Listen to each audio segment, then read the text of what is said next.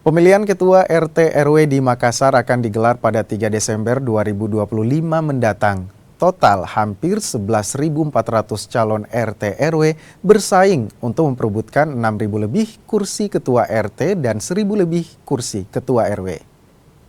Ya, kenapa di kelurahan supaya Persiapan pemilihan Ketua RT RW sekota Makassar kini harus dilakukan. Rapat koordinasi untuk memastikan kesiapan pesta demokrasi tingkat RT RW pun usai digelar. Seluruh petugas pemilihan juga telah ditetapkan. Pengaman pun tak ketinggalan melibatkan banyak pihak demi pemilihan RT RW berjalan lancar. Alhamdulillah Pak Camat, Pak Lurah atau panitia, baik panitia pemilihan, panitia pelaksana maupun petugas TPS, ini kita sudah bersiap-siap, kemudian sudah melanjutkan tahapan demi tahapan sampai mengenai utamanya mengenai penganggaran.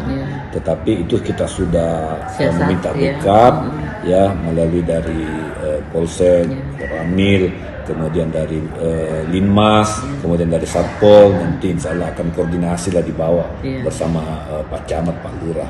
Insya Allah ini bisa tertangani. Pemilihan RT RW Makassar tahun ini diikuti oleh 9.211 calon ketua RT dan 2.169 calon ketua RW. Mereka memperebutkan 6.027 kursi ketua RT dan 1.005 kursi ketua RW.